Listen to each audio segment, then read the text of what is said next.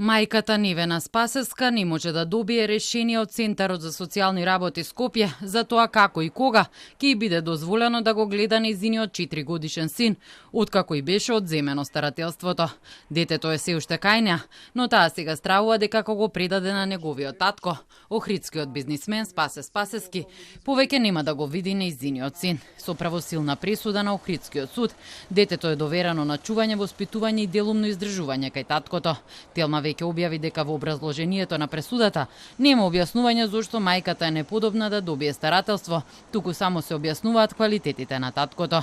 Сега мајката се соочува со уште еден проблем, да добие на хартија како ќе бидат уредени нејзините ведувања со синот кој сега ќе треба да живее со татко му. Повеќе од еден месец бара одговори од Центарот.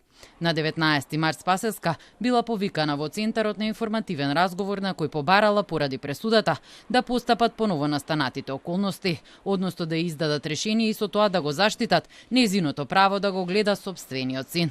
Но таа само добила личен мејл од социјалниот работник Гоце Прцуловски со укажување дека детето мора да го предаде на таткото и дека важи старото решение, со кое всушност биле уредени видувањата на таткото со малолетниот син, но околностите сега се промениле бидејќи старателството е одземено. 3 пати во април Спасеска писмено се обратила до Центарот да ја известат официјално дали навистина старото решение може да се применува и во нејзиниот случај, а последното барање од мајката заедно со нејзината адвокатка Аница Цветановска е поднесено на 25 април, но на ниту едно барање досега не е одговорено. Нејзината адвокатка Цветановска за Телма вели дека социјалниот работник Прцуловски го користи решението кое нема правна важност и е вон сила за да го одземе детето и потоа мајката да биде оставена без контакт со него, бидејќи на писмено нема регулирано видување со нејзиниот син. Телма се обиде да стапи во контакт со оделот за старателство во Центарот на телефоните оставени на интернет страницата, но никој не одговори. Ниту на прашањето испратено на официјалниот мејл до вестите не добивме одговор.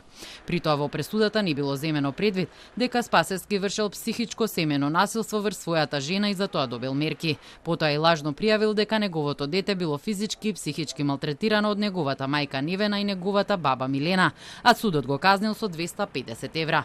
Воедно бизнисменот бил пратен и на психосоцијален третман во првиот семеен центар во Скопје, но оттаму до Центарот за социјална работа во Скопје било испратено известување дека третманот бил неуспешен. Спасеска сега правдата ќе ја бара од Врховниот суд. Инаку за името на Спасески има неколку фирми.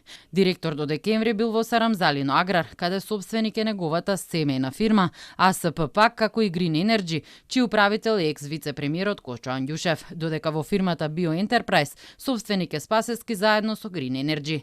И семејната фирма АСП пак на Спасески соработувала со Vero Invest и Central Invest во собственост на Андјушев. За тоа сведочи нивната инвестиција во биогасната електрана Bio Enterprise во Сарамзалино.